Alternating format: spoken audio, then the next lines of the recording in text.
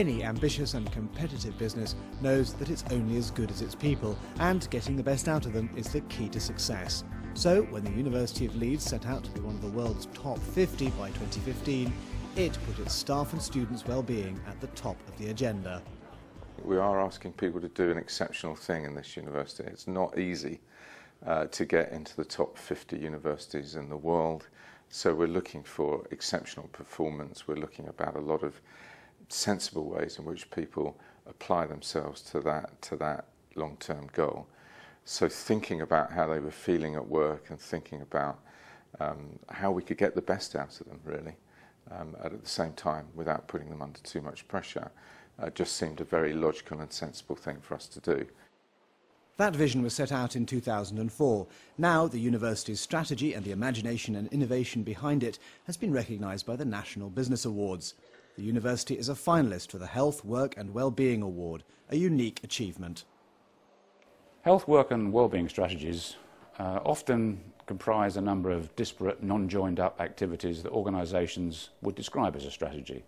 However, Leeds University have developed a strategy that works from the very top of their organisation, through the whole of the management issues, right through the student campus and down to every part of the organisation, including some suppliers.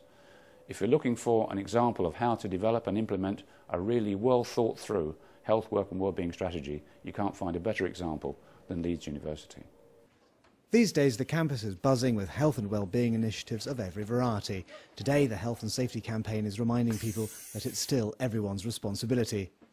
But it's not just clever ideas that have been recognised.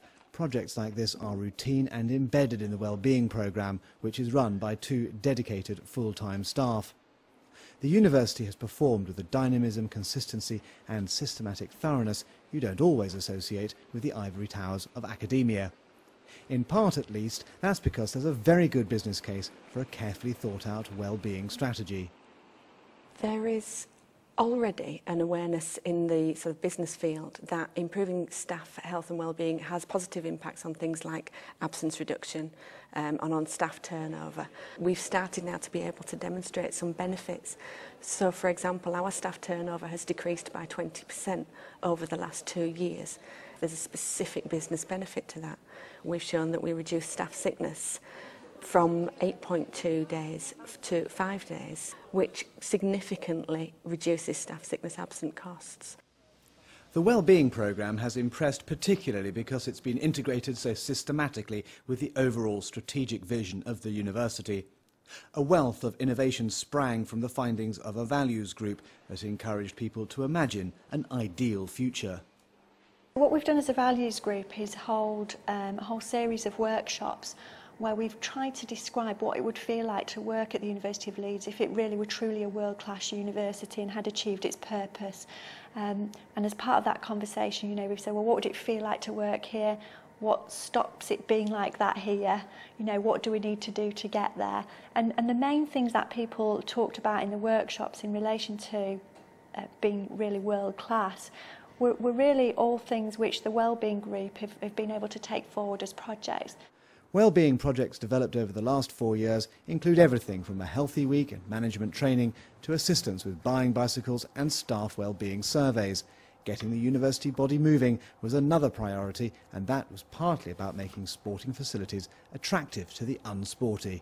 I think initially we were focusing on just kind of showcasing what was available to people, both through communication and opportunities to come and have a look, come and have a try.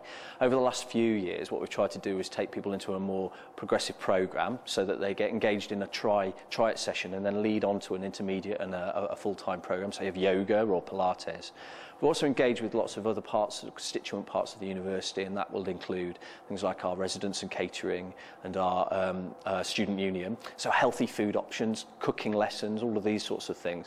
And it's been about much more broadly getting people to change their behaviour and get engaged in a healthy lifestyle. You don't have to look far for evidence that the sports service is working. Henry Gauci has been a technician at the university for over a decade. In the past, he might have gone to a gym to lose a few pounds. Now it's the university sports centre.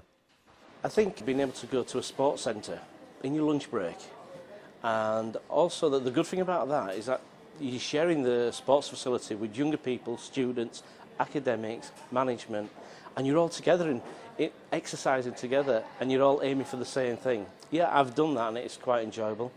It's hard work though. Going back to work in the afternoon though. But Henry has benefited in other significant ways from the Wellbeing programme. The annual Staff Festival gave his musical talents an audience that revealed the university as a living community. It was a revelation that has transformed his working life. When I was on stage, people had brought the children in, so it was like a family event. It wasn't just a staff and student event, it was a family event. People brought the children, and I had about 20 to 30 children at the front shouting "Ukulele Henry," and if that doesn't give you inspiration, you know, it's just a fantastic feeling. Yeah, the high point of my year was the talent competition, and I've met so many people through it as well. You know, it's fantastic. Yeah, thank you, university. Leeds University is the second largest in the UK, and motivating the 50,000 strong community that comprises it is even more impressive given the diverse mix of support staff, students and academics. Small wonder then that the National Business Awards judges had no hesitation in choosing it as a finalist for the Health, Work and Wellbeing Award.